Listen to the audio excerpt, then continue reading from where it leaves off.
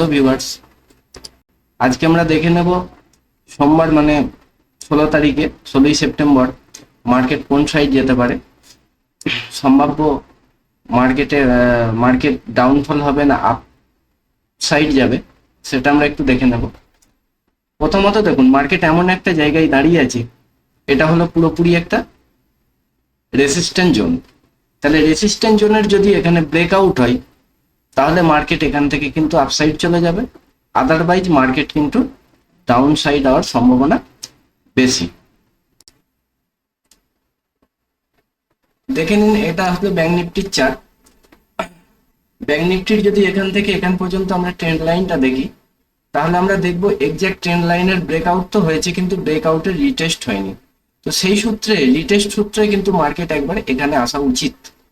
Otherwise market যদি চাই উপরে চলে যেতে, তাহলে আমরা কনফার্ম কখন হব?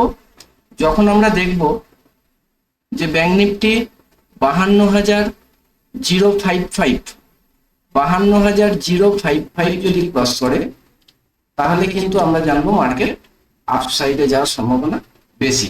সুতরাং অ্যাজ এ ট্রেডার আমাদেরকে সবসময় নিউট্রাল থাকতে হবে। আমরা কখনোই জানি না মার্কেট আপ সাইড যাবে না ডাউন সাইড যাবে। এফআইআই ডিআইআই কোন সাইডে পজিশন বানাচ্ছে, এফআইআই ডিআইআই পজিশন তৈরি করছে আপ সাইডে নাকি ডাউন সাইডে, এটা আমাদের জানা নেই। সুতরাং আমাদেরকে সবসময় নিউট্রাল থাকতে হবে। আমরা যেমন দেখব সেই সূত্রে আমাদেরকে কিন্তু ট্রেড করতে হবে। তো প্রথমত হচ্ছে 1 নাম্বার, মার্কেট যদি 52,055 যদি ক্রস করে, তাহলে আমরা অ্যাগ্রেসিভলি এন্ট্রি নেবো না, কারণ এই জায়গায় বেশিরভাগ টাইম ট্র্যাপ হয়। তাহলে আমরা কি করব? আমরা তখন কি করব? পুল ব্যাকের অপেক্ষা করব। এখানে মার্কেট যখন রিটেস্ট করতে আসবে আবার 52,055 যখন রিটেস্ট করতে আসবে, তখন কিন্তু আমরা মার্কেটকে এখানে কলের পজিশন তৈরি করব একটা ছোট্ট এসএল রেখে। আদারওয়াইজ আমরা পুটের দিকে লক্ষ্য রাখবো। আমরা কনফার্ম কখন হব যে মার্কেট পুটের দিকে যেতে পারে?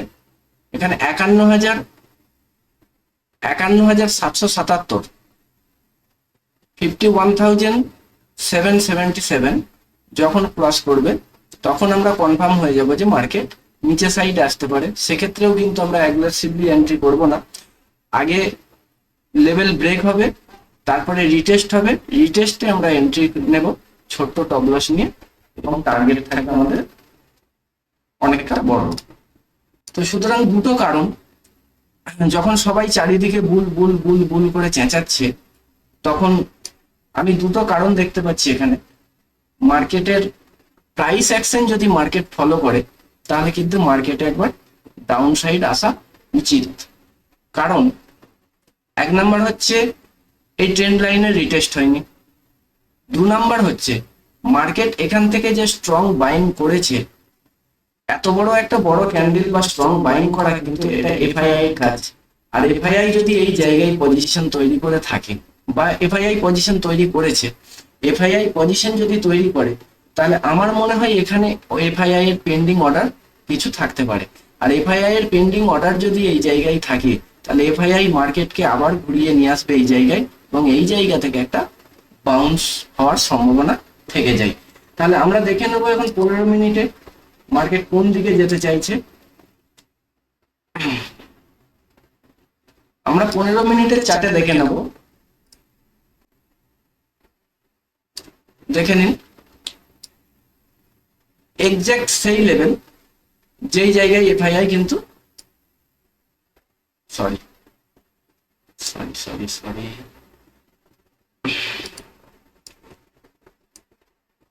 আমরা এক্স্যাক্ট দেখে নেব।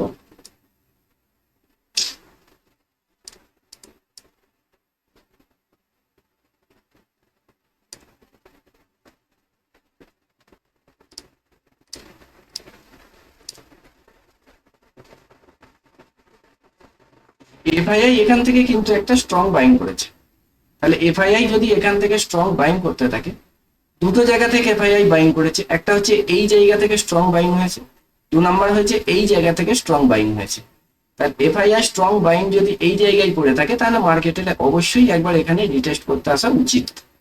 তাহলে মার্কেট যদি এখানে রিটেস্ট করতে আসে তো সেক্ষেত্রে আমরা এই জায়গায় কিন্তু পুটের পজিশন নেব না, এই জায়গা থেকে আমরা কি করব, এই জায়গা থেকে আমরা কলের পজিশন তৈরি করব।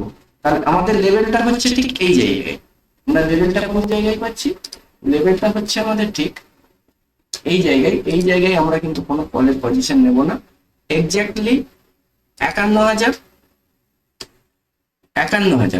তাহলে মার্কেট কি করবে, মার্কেট এফআইআই যদি এখানে পজিশন তৈরি করে বা এফআইআই এখানে পজিশন তৈরি করেছে, এখান থেকে মার্কেট বাউন্স দিয়ে চলে গেছে, আর বাউন্স দেওয়ার পর মার্কেট কিন্তু এখানে কনসলিডেট করছে।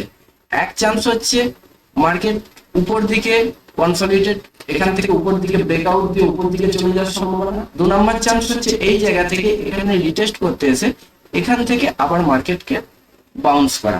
মার্কেটের যদি উপরে যাওয়ার থাকে তাহলে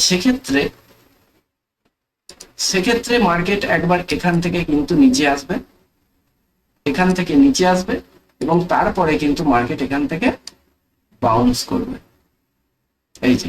এই হলো মার্কেটের স্ট্রাকচার, এই হলো মার্কেটের total price action. Price action যদি মার্কেট ফলো করে তাহলে মার্কেটকে কিন্তু একবার এখানে আসতে পারে, এখানে আসার পর তারপরে বাউন্স করবে। তো আমাদের সোমবারে নজর থাকবে পুটের দিকে, কিন্তু মার্কেটের ওপেনিং হালকা গ্যাপ আপ হতে পারে, মার্কেট খোলার সঙ্গে সঙ্গে আমরা অ্যাগ্রেসিভলি কিন্তু এন্ট্রি করব না। এবার আমরা দেখে নিই মার্কেটে এফআইআই আর ডিআইআই কিরকম পজিশন তৈরি করে গেছে। তাহলে এফআইআই এখানে আমরা দেখে নিচ্ছি, এফআইআই প্রো ক্লায়েন্ট ডিআইআই।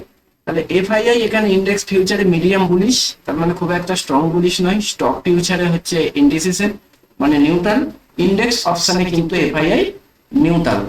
আমরা যতই বুলিশ করে লাফাই কেন, ইন্ডেক্স অপশনে কিন্তু এফআইআই ইন্ডিসিসে, আর স্টকেতে মিডিয়াম বুলিশ। তাহলে পুরোটা কি করছে, ইন্ডেক্স ফিউচারে মাইল্ড ব্যারিশ, স্টক ফিউচারে মিল্ড বুলিশ, আর ইন্ডেক্স অপশনে কিন্তু ইন্ডিসিসে। আর ক্লায়েন্ট আছে ফিউচারে মিডিয়াম ব্যারিশ, স্টক ফিউচারে স্ট্রং বুলিশ, ইন্ডেক্স অপশনে কিন্তু ইন্ডিসিসে। আর ডিআইআই স্ট্রং ব্যারিশ ফিউচারেতে, আর অপশনের ক্ষেত্রে ইন্ডিসিসে, স্টকের ক্ষেত্রে কিন্তু মিডিয়াম বুলিশ। তাহলে এখান থেকে আমরা বুঝতে পারছি এফআইআই এখন কিন্তু এই সময়েতে নিউট্রাল জোনেতে আছে, এখন কিন্তু কোনো পজিশন সেই রকম তৈরি করেনি। যেটুকু পজিশন আছে তার ভিত্তিতে মার্কেট কোন দিকে যেতে পারে সেটাই আমরা একটু দেখে নেব। তাহলে এটা হলো এফআইআই এর টোটাল ওয়াই। তাহলে ওয়াই ডেটা আমাদেরকে কিন্তু বলছে 52,000-এ স্ট্রং কিন্তু কল রাইটার আছে। তাহলে 52,000-এ যদি স্ট্রং কল রাইটার থাকে, 16 লাখ কল রাইটার আছে, সেখানে পুট রাইটার আছে মাত্র 4 লাখ, 3.97 লাখ। তাহলে 16 লাখ যদি কল রাইটার হয়, কল রাইটারের প্রফিট তখনই হবে যখন মার্কেট নিচের দিকে আসবে। তাহলে এখানে আমরা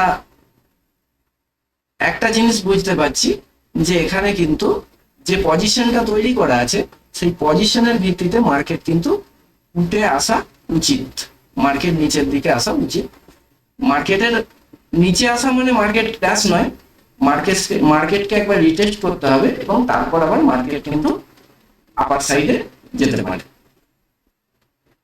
আর যদি আমাদের এই লেভেলটা নিচের দিক থেকে, এই লেভেলটা যদি নিচের দিক থেকে মার্কেট কেটে দেয় এবং এখানে যদি রিটেস্ট করে আবার নিচের দিকে আসতে শুরু করে, তখন কিন্তু আমরা ব্যারিশেই চলে যাব, আর কিন্তু বুলিশ হব না। কিন্তু এই জায়গায় এলে কেউ ভুল করেও পিট পজিশন নেবেন না, সবাইকে আমি অনুরোধ করবো কিন্তু এই জায়গায় যেন সির পজিশন নেন। তাহলে এই গেল আমাদের ওপেন ইন্টারেস্ট চার্ট। আর ওপেন ইন্টারেস্টের ভিত্তিতে আমরা কিন্তু এখানে দেখতে পাচ্ছি যে মার্কেট সোমবারে ব্যারিশ হলেও হতে পারে, কিন্তু মার্কেটে কোনো কিছু 100% নয়। তো ভিডিওটা যদি আপনাদের মনে হয় যে হেল্পফুল, অবশ্যই লাইক করবেন, শেয়ার করবেন, একটু সাপোর্ট দেবেন।